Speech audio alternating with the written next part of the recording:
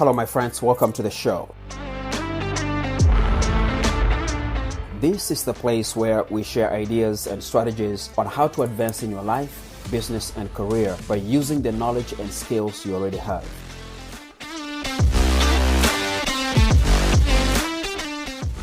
I believe that the true power to overcome obstacles and rise above our adversity is drawn from within ourselves.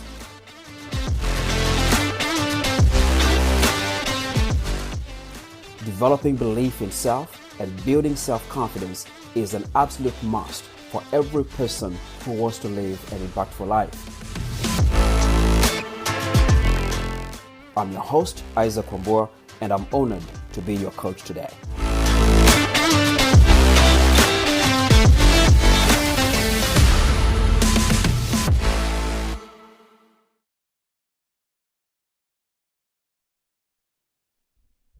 Hello everyone, welcome to our show today. This is your host Isaac Wambua, and today I have a wonderful guest and a friend of ours from all the way from Australia, and her name is Tammy Richie. Welcome to the show. Thank you so much for having me. I'm so honored to be here today. Yeah, definitely, and I couldn't wait to do this with you, so let's just jump into it. Tell us about you. Who is Tammy? Wow. Tammy has many facets, and for your viewers out there, I really hope that you can resonate with some of the things that I'm going to share. Mm-hmm. So I was born into chaos. Sadly, when I was a little girl, I was an abandoned child. I lost everyone that I ever knew in my life, my mum, my dad, and at that time, my identical twin. Little did I know the strength and resilience that comes from that grief, that absolute grief. And little did I know how much of that strength and resilience would come to help me throughout my life through other adversities that were to come. You see, as we grow, as we evolve, we just continue to go from strength to strength. So I married a wonderful man, and I got out of the chaos and was in the Air Force for 17 years as an aircraft maintenance engineer. And I was a female working in a male-dominated world, of which I loved. You know, I traveled the world. I did so many incredible experiences many women would never get to do. However, after 17 years and having our last child, for the very first time in my life, I made the decision that instead of being busy and studying and working and being in my head, I allowed myself time. Yeah, and I want to jump into that real quick. I'm fascinated by you spending 17 years as an engineer, which was incredible, really, considering that, women usually don't go into those kind of fields. Things are changing right now, but you spent 17 years as an engineer, and then you jump out of that and you become an entrepreneur. So can you walk us through the process? What was your decision-making process? What really made you feel like, okay, I'm not going to go back to engineering and I'm going to focus on this other thing? Sure. And so getting on to what you were saying, so I've got this baby. I've finally understood he was my last child, and I understood that I needed to give myself the gift of breathing, meditation, going to the beach, taking my shoes off and being out in nature. But I really didn't understand the whole purpose behind that until I needed it. So I was about to go back to my full-time job after having our last child, and something in me stirred my soul. I was no longer fulfilled in that career. I'd gotten to the top of the ceiling, and I kept on thinking, oh my goodness, I will be in this career until I retire. And I was no longer happy. Yeah. I knew change needed to happen, but I had no idea how that change would come. That change came to me in the form of a massive tragedy that truly did wake me up. You see, why I wanted to share with you the time that I had off and the things that I dedicated myself to with the meditation and the breathing and the space is I now see space is where the magic is. Those things allowed me to tune into my heart space. Our heart space is 16 times more powerful than our brain, and our brain will always keep us safe. So when my heart was stirred about going back to the career and wanting change, my head was trying to keep me safe. and tell me to go back to my engineering. Mm. However, I sadly manifested a massive tragedy where I was unpacking boxes in my new home with my then baby boy.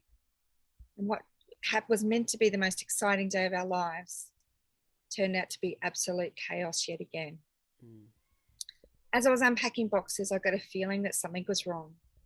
My head, of course, was trying to dismiss it and tell me it's okay. But when I looked up and my baby boy was missing, my head was even trying to tell me that he'd be playing with toys in another room. However, because I had done the work on myself, my heart would not allow that to be accepted and push me to go looking. And so with that knowledge and that feeling, I went looking room to room, box to box, till I could find him. I only discovered him as I took my steps closer to our swimming pool. And my baby boy, my flesh and blood, the little guy that we created, was all of a sudden floating and on top of the water. He was fully clothed with the nappy on, shoes on, the whole bit. I could not believe it. I raced inside and I screamed out for help, for neighbours to come. My husband was at a hardware store getting safety locks to make sure the house was safe. How could this happen at this time? No one was home. No one came to my screams. With that knowledge, I reached into the pool. I grabbed him out. He's lifeless in my arms. I'm running through the house trying to find my phone. I called emergency on our home phone, to which it was a dead dial tone. The phone wasn't connected. Once again, I assumed someone would tell me that the phone wasn't connected, and no one did. I still had him in my arms. I knew I was trained in CPR, but never ever did I ever expect to think that I'd need to do it on my own child, let alone anyone else for that matter. Running through the house, screaming, thinking, how can I call my husband and tell him that our little boy that we created was no longer with us? It just couldn't be in my equation. I lay him down. My head was again trying to tell me I'm not good enough. You can't do this. You won't save him, as our head always does. And at that moment, I decided to take a deep breath. That's what I had learned during that year. I breathed deeply. It helped me get out of the chaos in my mind and allowed me to lay him down and realize that it didn't have to be perfect. That just doing something, anything, was better than nothing. So I lay him down and I commenced CPR. On the first rotation, it wasn't perfect and nothing happened. But I persisted. On the second rotation, when I did the breath, he started breathing. And I could not believe it. That changed my life forever. I then found my mobile phone. I was able to call the paramedics and still had to keep him alive for 15 minutes. When the paramedics arrived at my front door, they often expect the worst. They could not believe that he was alive. Wow. When they could see that he was crying, they held me and they cried as well. That moment changed my life forever, because at that time, they said, your story is so powerful. We need to immerse you into the media. We need to share your story to the world so others can learn that they're not unique, that you're not unique, that this can happen to anyone. So that was my key. That was my aha moment, because how could I then go back to my engineering when I had this massive story to share to the world with the support of the media and the government? So I made the decision to jump into the unknown, get over myself, get over my fears, and just do it anyway. And realize that I didn't need to have everything lined up to do it. But with that total energy on the outcome that I desired, that I could see delivering training, helping people all around the world, with that energy and that power and that passion and that clarity, the rest is history. Because I attracted everyone that I needed to bring my story to the world and to get into the corporate space with training. I had no idea how I was going to do that. And if I would have allowed my head to kick in and tell me that, I wouldn't be where I am right now. But instead, I trusted, had the faith, let go, tuned into my heart space, and the rest is history. Yeah, it's powerful. And of course, a sad story in the beginning. I'm, sorry about that, but I'm glad that you gathered the courage to do the things that you did, really to save your son, Yes. and to allow the birth of your message to happen, because that's what you're doing right now, really inspiring people, telling your story, and like you said, helping them to understand that you don't have any special skills or any set of special courage, but they can do it as well, even when they're scared a bit. That's the message that I got out of it. So thank you for having that courage to do that. Thank Um, you so much. so you mentioned as you were telling your story that you were born into chaos, and you've been able to overcome several things really to do what you do today. And there's something that you told me that you said you have attracted adversities, but you've always overcome them through growing yourself and resilience and just going after the things that you want. So how have you been able to go past the adversities, the misfortunes, and being able to stick to your goals and the plans and the mission that you are on of transforming people's lives? Yeah, thank you. It's such a powerful question, because we can go through life and we can try to compare, and we should never compare. But it was basically even up until maybe 12 months ago, and just putting a magnifying glass over my life and realizing that, oh, wow, there was so many tragedies. Mm.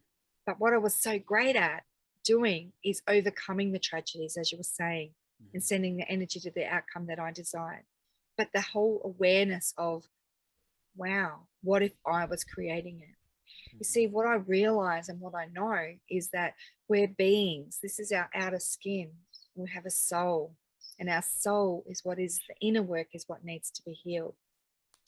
So when you can recognize that in your own life and recognize that, and I started to compare and actually was living in a vigilant state of what's next, because it wasn't just my son's drowning. Mhm. I had, I've saved my children. I've got three beautiful children, and I've been fighting to save one of them's life for many, many years. But Mm. there's been so many chaoses, and even with my own health. Mm. So what I actually realized was, we have a thing, and it's called the emotion code, and it's the inner work. We can set all the intentions that we want, and do all of our mantras to say, I am great, I am powerful, I am inspiring, blah blah blah. You can do all the rituals that you want and set the intentions to do that. Mhm. However, if you're attracting chaos, and you can actually then start to see in your own life that, wow, perhaps I'm attracting that, because Mhm. everything in our life we attract, whether it's good or bad. Yeah, and I But totally agree with you, and I'm glad that you brought that up, because mm, I'm one of those people that I'm very logical. It For me to do something, it has to make sense. And when I was introduced to affirmations and meditation, um, it wasn't introduced in a way that I could understand it or it could yes, make sense to me. And, people would tell me just sit still and don't think about anything and allow to feel yourself. And in my head, I'm like, why are we doing this? What is it that we are trying to do? So I decided to study a little bit on um, the law of attraction and the things that happen to us. And what I learned is that our mind is like a radio station. Really, it transmits frequency, and you attract who you are. So the frequency that you're sending out there, and even really meditation and affirmations, if they're not coming from deep within, they are just empty words, just like you said. yes. Um, yeah, so there are so many people who go through affirmations every day, they meditate every day, but they're still having all kinds of chaos within because they're attracting that. So I'm glad that, and you are the expert at that. That's what you teach, really. So thank you for helping people to understand that. So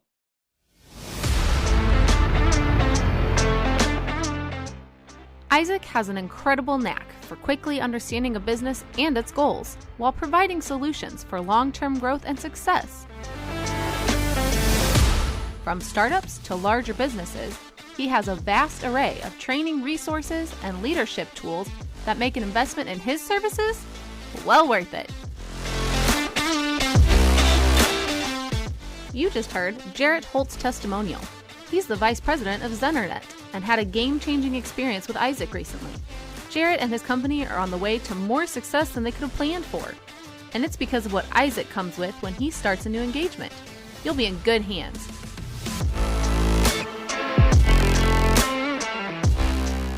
After the show, stop by dynamomethods.com to see if you have the kinds of challenges he can solve. And now, back to the show.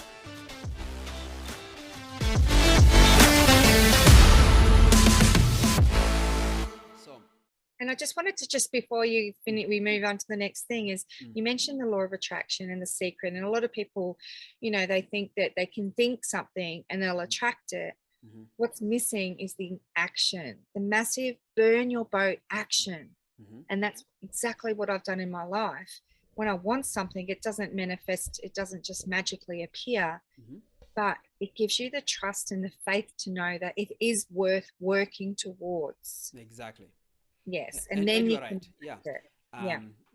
Yes, it's like the case of prayer for those who believe in God. And some people pray and they keep on praying and nothing is happening.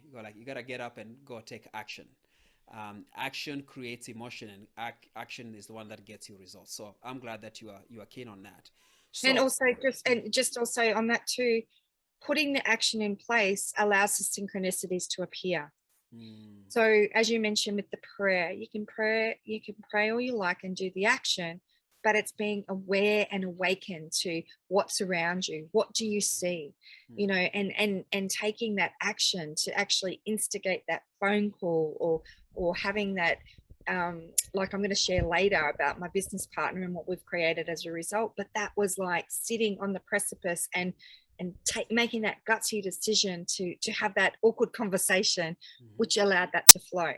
So the part of it is, yes, you can ask for prayer, you can meditate, you can see what you want, you can visualize. The most powerful part of all of that is seeing, hearing, and the feeling part of it. So feeling as it's already done, surrendering, letting go, and then being open to seeing the synchronicities, taking that ballsy action to ask and get over yourself. And that's when the outcome, comes about. But also when you mentioned before about the inner work, and I want to just go a little bit deeper with this because yes, you can pray, you can do your rituals, you can do all these things to try to facilitate change.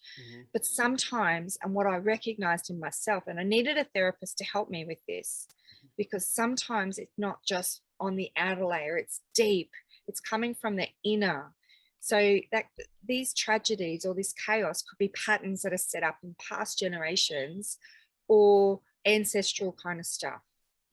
And if it happens and it continues to happen and you're continuing to do your rituals and you're not noticing the change, perhaps you do also need someone to support you, because that kind of support is done in an alpha state. You're sort of meditative, and it's something that they just come in and you've got to face that tragedy and bring up all those feelings, but they literally change those feelings, which changes the pattern. So then you're attracting more of those nice emotions rather than the chaos and the unsafe. The ones I was manifesting my whole life is, feeling of unsafe, a feeling of disappointment, a feeling of lacking trust. And now I look at it and go, wow, my husband is the most amazing person. And when I think about it, I actually joined the military, thinking it was safe, and I have a safety business.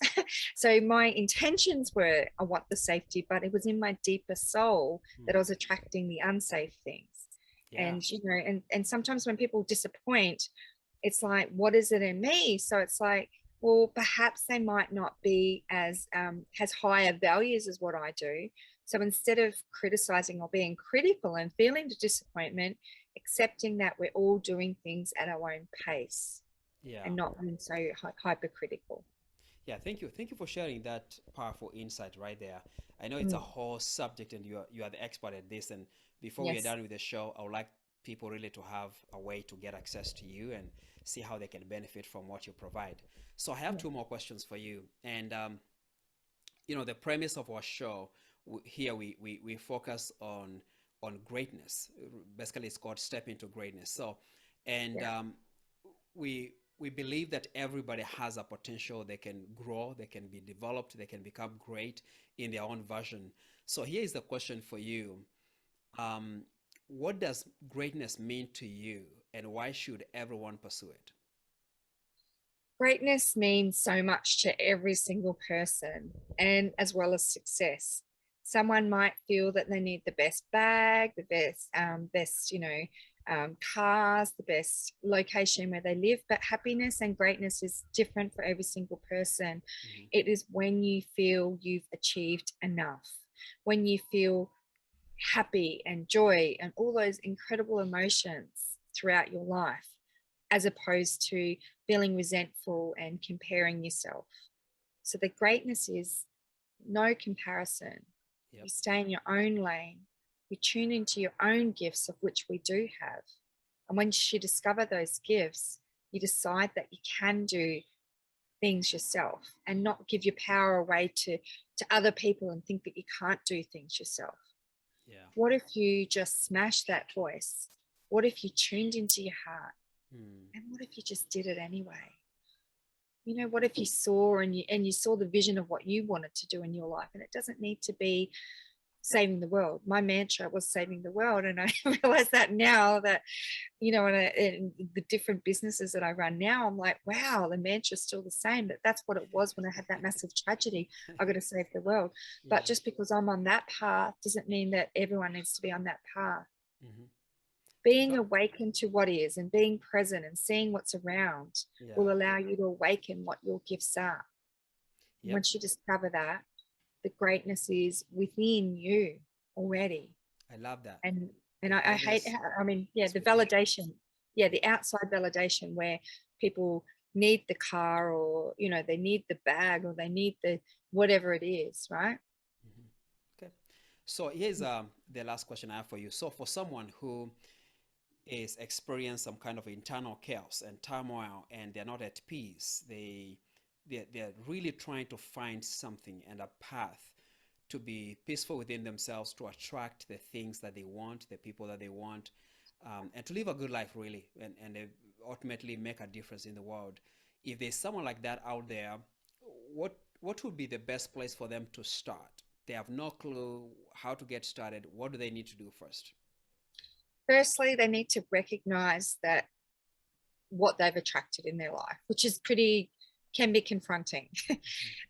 Because you might think that you're doing everything okay, and you might continue to walk the path and be successful. But once you actually stop and go, wow, what if I could put down that heavy weight, that 25 kilo or 250 kilo weight, and just tune into what is? And then how do they move on from that? Continue to do the rituals and to breathe and to get out in nature and to get out of the head into the heart space. But when you find that there is the deeper chaos, that you actually analyze yourself and you look over and think, wow, why am I continuing to attract these things? You do need support of other people. And that's the ways that, there's many different healing modalities that I've carried out throughout my whole life. And each healing has actually, like an onion layer, revealed more and more and more of me and the truth, which is why I said to you before, there is no fear, because I've done so much work on myself. So people will resonate with different healings. And the most recent one that I've really responded well to is EMDR therapy, which is eye movement desensitization therapy. And that's taking the person to the trauma, to the tragedy, and removing the emotions and changing the emotions. You can also do that through the emotion code, which is also pretty fascinating. But there's hypnosis, there's just so many different modalities. But to be able to access those parts in the alpha state, you do need someone to be able to assist you. Yeah. But in the same process, there's a lot of things you can do on your own to be able to really ignite your soul. So if people are interested in finding out more and having a quick chat with me, a discovery call on, sharing some of the things, because there's many that I've learned along my journey that have really assisted me, I'm more than happy to chat with them as well. So I think you've got the website. They can contact me through the contact page and just ask for the discovery chat. Yeah, and what's your website? I know we are going to put it on the notes, but just go ahead and tell us your website. So Probably the best. Yeah, I've got a number of websites, but the best one to contact me on is my first aid. So it's first aid, and then it's youcan2.com. So that's YUCAN2.com. Okay. You'll see the reason I send you that one is because you'll see the whole media, you'll see the story, you'll see what we've achieved since then. But then also the contact page, that's the main email address that I get to. Yeah. Is it? Yeah, and I saw that you have a beautiful website. Really, I would encourage everyone to go book that call, get to talk to Tammy, and see how she can help you. She is highly successful. So I know she knows what she's talking about. She travels all over the world, making a difference. So I think you'll be in good hands if you do that. Yes. And is it possible to share my recent ventures with your audience? Because this is where a lot of people will benefit, because it is a global company. Yeah, so definitely do that. Using all the skills that I've used throughout, I did manifest my business partner that brought my vision to life. So I knew that I had a vision when I was speaking on the stage around the world. People wanted to know where they could purchase the products that I created, and also helped mentor a lot of other people with businesses with their wonderful products as well. So it became a job. So I knew I needed to create a marketplace where we can showcase people's businesses, products, services, online programs, the whole lot in the one location, and we could direct people to that. So I had, again, visualized it for about 18 months and saw it as done, and saw the audience and all the people, the customers, the merchants that had their own products, which then allowed them to focus on what they're good at, and that is the creation, and allow the marketing to another person. So I could see everyone happy, and I had no idea how to do that. But like as we talked about before with the prayer, my business partner now flew to the Gold Coast. He asked me to speak on his stage on health in a number of different countries. Wow. And I said, that's awesome. Can I please speak to everyone about the marketplace I'm creating? He said, sure. At that point, he wanted to know what I had done. At that point, I had done a little bit, but it was still a vision. So I just need your audience to understand that you don't have to do everything yourself, that you can outsource. And so the moment I let go and surrendered, and he gave me feedback, and I knew his feedback was the feedback I needed to bring the vision to life. I made the gutsy decision to jump into the unknown, to get over myself, overcome the fear, and to ask him to say, I love what you're saying. I have no idea what you're saying. You sound like you're the expert in online marketing, IT, computer programming, which is what I needed. Will you partner with me? And he could have easily said no, but with that energy that I was attracting to him, he said yes. And so we launched in March 2020. I encourage your viewers to go and check it out. It's www.theavatarcollective.com. It is, if you have a business out there and you do have products and you do have services, or you do have online programs, it's for you to join. There's no cost whatsoever, zero. You can go there, read our white paper to see what we've achieved, or what we're also launching and bringing out, future vision, and register your details to become a member. At the moment, we have millions of businesses that we support. We have tools, as in publishing companies, our own radio station, magazine, the list is long, and it's all for no cost or free. We have our own crypto attached to that. And so the more transactions, the more businesses, the more we help our businesses shine, the more our crypto goes up in value. And that's how we make our money for ourselves and our investors. So I encourage you, it doesn't cost you anything. If you want to grow your business massive, and if you want to work with me a little bit more to really just nail what your niche is, I'm more than happy to do that, or any other coach as well. So I'm just here to help. So thank you so much for allowing me to share. Yeah, thank you so much, Tammy, for sharing that. And again, go check out the website. When this episode comes out, you're going to have all the information. Thank you, Tammy. I know it's still very early in Australia. Thank you for being here this early. Have a great day, and we'll be in touch. Bye, everybody. Thank you so much. Bye, everyone.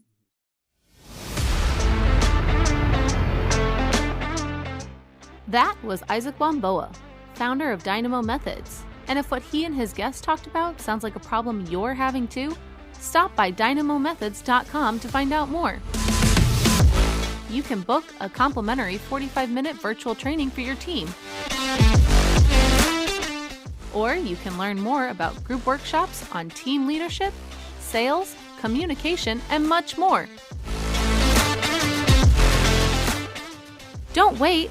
Let Isaac show you how to step into greatness today.